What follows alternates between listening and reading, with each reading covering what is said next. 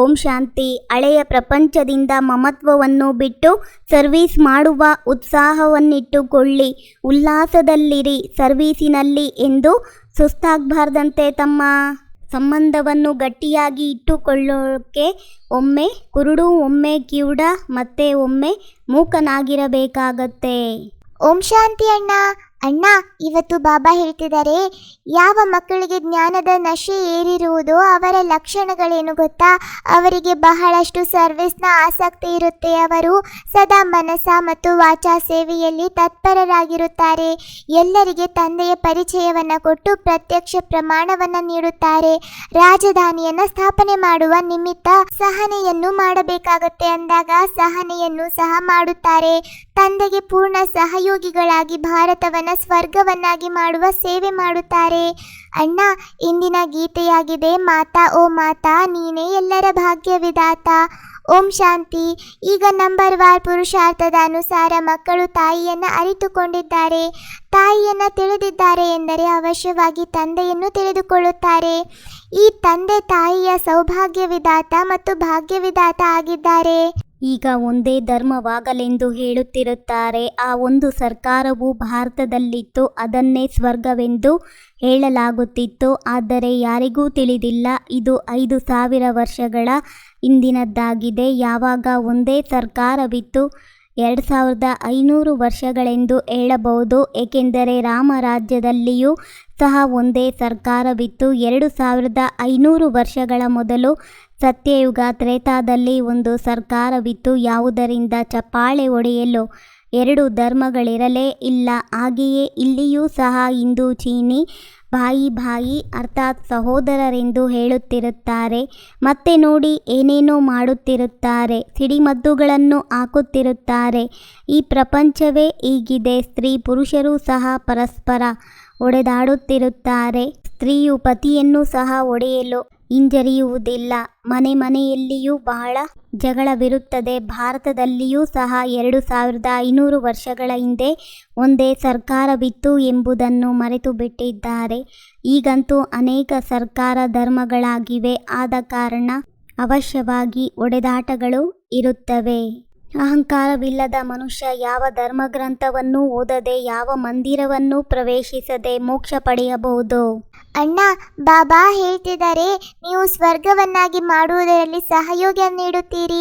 ರಾತ್ರಿ ಹಗಲಿನ ಅಂತರವಿದೆ. ಅವರು ದಿನ ಪ್ರತಿದಿನ ನರಕವಾಸಿಗಳಾಗುತ್ತಲೇ ಹೋಗುತ್ತಾರೆ. ನಿಮ್ಮನ್ನು ಈಗ ಸ್ವರ್ಗವಾಸಿಗಳನ್ನಾಗಿ ಮಾಡುತ್ತಾರೆ. ಹಾಗೆ ನೋಡಿದರೆ ಎಲ್ಲರೂ ಬಡವರೇ. ನಾವು ಹಣವನ್ನು ಒಟ್ಟುಗೂಡಿಸುತ್ತೇವೆ ಎಂದಲ್ಲ. ನೀವಂತೂ ಹೇಳುತ್ತೀರಿ, ಬಾಬಾ ಈ ಸ್ವಲ್ಪ ಹಣವನ್ನು ಯಜ್ಞದಲ್ಲಿ ಸೇವೆಯಲ್ಲಿ ತೊಡಗಿಸಿ. ಈ ಸಮಯದಲ್ಲಂತೂ ಎಲ್ಲರೂ ಪರಸ್ಪರ ಹೊಡೆದಾಡುತ್ತಿರುತ್ತಾರೆ.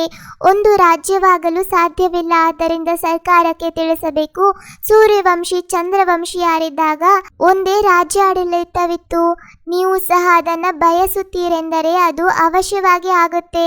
ತಂದೆಯು ಸ್ವರ್ಗದ ಸ್ಥಾಪನೆ ಮಾಡುತ್ತಿದ್ದಾರೆ. ಅವರು ಅವಶ್ಯವಾಗಿ ಸ್ವರ್ಗದ ರಚಯಿತನಾಗಿದ್ದಾರೆ.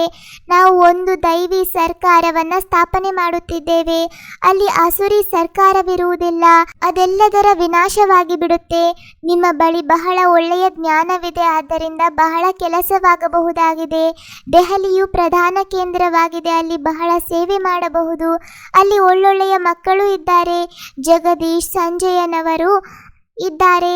ಆದರೆ ಎಲ್ಲರೂ ಸಂಜಯರಾಗಿದ್ದಾರಲ್ಲವೇ? ಕೇವಲ ಒಬ್ಬರಲ್ಲ, ನೀವು ಪ್ರತಿಯೊಬ್ಬರೂ ಸಂಜಯರಾಗಿದ್ದೀರಿ. ಎಲ್ಲರಿಗೆ ಮಾರ್ಗ ತಿಳಿಸುವುದೇ ನಿಮ್ಮ ಕೆಲಸವಾಗಿದೆ. ಯಾರೇ ಹೋಗುತ್ತಾರೆಂದರೆ ಮೊದಲು ಅವರಿಗೆ ಒಳ್ಳೆಯ ಹೂಗಳನ್ನು ತಂದು ಕೊಡುತ್ತಾರೆ. ಹಾಗೆಯೇ ಇಲ್ಲಿ ತಂದೆಯದು ಸಹ ಹೂದೋಟವಾಗಿದೆ. ಯಾರೇ ಬರುತ್ತಾರೆಂದರೆ ನಾವು ಅವರನ್ನು ತಿರುಗಾಡಿಸುತ್ತೇವೆಯೇ. ಇಂಥವರು ಒಳ್ಳೊಳ್ಳೆಯ ಹೂಗಳೆಂದು ಹೆಸರನ್ನು ತಿಳಿಸುತ್ತೇವೆ. ಇಲ್ಲಿ ಕಣಗಿಲೆ ಎಕ್ಕದ ಹೂಗಳು ಸಹ ಕುಳಿತಿದ್ದಾರೆ. ಅವರಲ್ಲಿ ಹೊಳಪು ಎನ್ನುವುದೇ ಇಲ್ಲ, ಸೇವೆ ಮಾಡುವುದಿಲ್ಲ. ಪ್ರತಿದಿನ ಒಬ್ಬರಲ್ಲ ಒಬ್ಬರಿಗೆ ತಂದೆಯ ಪರಿಚಯವನ್ನು ಅವಶ್ಯವಾಗಿ ಕೊಡಬೇಕು. ನೀವಂತೂ ಗುಪ್ತವಾಗಿದ್ದೀರಿ. ಎಷ್ಟೊಂದು ವಿಘ್ನಗಳು ಬರುತ್ತವೆ. ಸರ್ವೀಸಿಗೆ ಯೋಗ್ಯರಾಗಿಲ್ಲ. ತಂದೆಯಂತೂ ಮಂದಿರಗಳಿಗೆ ಹೋಗಿ, ಸ್ಮಶಾನದಲ್ಲಿ ಹೋಗಿ ಭಾಷಣ ಮಾಡಬೇಕೆಂದು ಪದೇ ಪದೇ ತಿಳಿಸುತ್ತಾರೆ. ಅಂದಾಗ ಮಕ್ಕಳು ಸರ್ವೀಸಿನ ಪ್ರತ್ಯಕ್ಷ ಪ್ರಮಾಣವನ್ನು ತೋರಿಸಬೇಕು. ಆದರೆ ಶೇಕಡವಾರು ಕೆಲವರಷ್ಟೇ ಇದ್ದಾರೆ. ಮಿತ್ರ ಸಂಬಂಧಿಗಳು ಮುಂತಾದವರಿಗೂ ಸಹ ತಿಳಿಸಬೇಕು. ಇಲ್ಲಿ ಬರಲು ಭಯಪಡುತ್ತಾರೆಂದರೆ ಮನೆಗೆ ಹೋಗಿ ತಿಳಿಸಬಹುದು. ತಂದೆಯ ಪರಿಚಯ ಸಿಗುವುದರಿಂದ ಬಹಳ ಖುಷಿಯಾಗಿ ಬಿಡುತ್ತಾರೆ. ತಂದೆಯು ಹೇಳುತ್ತಾರೆ, ಸರ್ವೀಸಿನಲ್ಲೆಂದೂ ಸುಸ್ತಾಗಬಾರದು. 100ರಲ್ಲಿ ಒಬ್ಬರು ಬರುತ್ತಾರೆ. ರಾಜಧಾನಿಯನ್ನು ಸ್ಥಾಪನೆ ಮಾಡುವುದರಲ್ಲಿ ಅವಶ್ಯವಾಗಿ ಸಹನೆ ಮಾಡಬೇಕಾಗುತ್ತದೆ. ಎಲ್ಲಿಯವರೆಗೆ ನಿಂದನೆಯನ್ನು ಕೇಳುವುದಿಲ್ಲವೋ ಅಲ್ಲಿಯವರೆಗೆ ಕಳಂಕಿತರಾಗುವುದಿಲ್ಲ. ಜ್ಞಾನದ ನಶೆಯೂ ಏರಿದೆ, ಆದರೆ ಫಲಿತಾಂಶವೆಲ್ಲಿ?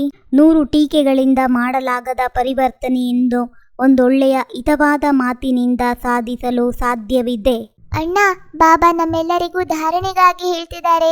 ಬುದ್ಧಿಯೋಗವನ್ನು ಒಬ್ಬ ತಂದೆಯೊಂದಿಗೆ ಜೋಡಿಸಬೇಕು. ಮನ್ಮನಾಭವದ ಛೂ ಮಂತ್ರದಿಂದ ಈ ಪ್ರಪಂಚವನ್ನು ಸ್ವರ್ಗವನ್ನಾಗಿ ಮಾಡಬೇಕು. ಸರ್ವಿಸ್ನಲ್ಲೊಂದು ಸುಸ್ತಾಗಬಾರದು. ಸ್ಥೂಲ ಸೇವೆಯ ಜೊತೆಗೆ ಆತ್ಮಿಕ ಸೇವೆಯನ್ನು ಮಾಡಬೇಕು. ಎಲ್ಲರಿಗೆ ಮನ್ಮನಾಭವದ ಮಂತ್ರದ ನೆನಪು ತರಿಸಬೇಕು. ತಂದೆಯ ಸಮಾನ ಪ್ರತಿ ಆತ್ಮನ ಮೇಲೆ ಕೃಪೆ ಅಥವಾ ದಯೆ ತೋರುವಂತಹ ಮಾಸ್ಟರ್ ದಯಾಹೃದಯಿ ಭವ. ಹೇಗೆ ತಂದೆ ದಯಾಹೃದಯಿಯಾಗಿದ್ದಾರೆ, ಹಾಗೆ ನೀವು ಮಕ್ಕಳು ಸಹ ಎಲ್ಲರ ಮೇಲೆ ಕೃಪೆ ಅಥವಾ ದಯೆ ತೋರುವಿರಿ. ಏಕೆಂದರೆ ತಂದೆಯ ಸಮಾನ ನಿಮಿತ್ತರಾಗಿರುವಿರಿ. ಬ್ರಾಹ್ಮಣ ಆತ್ಮಗಳಿಗೆ ಎಂದೂ ಯಾವುದೇ ಆತ್ಮನ ಪ್ರತಿ ತಿರಸ್ಕಾರ ಬರುವ ಹಾಗಿಲ್ಲ. ಇಲ್ಲ, ಅವರು ಕಂಸನೇ ಆಗಿರಬಹುದು, ಜರಾಸಂಧನೇ ಆಗಿರಬಹುದು, ಅಥವಾ ರಾವಣನೇ ಆಗಿರಬಹುದು, ಯಾರೇ ಆಗಿರಲಿ. ಆದರೂ ಅವರು ಸಹ ದಯಾಹೃದಯಿ ತಂದೆಯ ಮಕ್ಕಳು ಎಂದು ತಿರಸ್ಕಾರ ಮಾಡುವ ಹಾಗಿಲ್ಲ. ಪರಿವರ್ತನೆಯ ಭಾವನೆ, ಕಲ್ಯಾಣದ ಭಾವನೆ ಇಡಿ.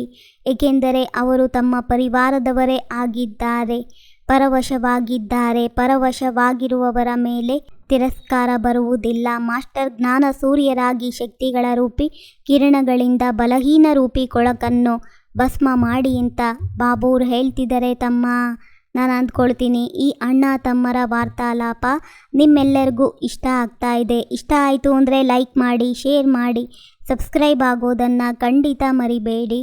ಓಂ ಶಾಂತಿ.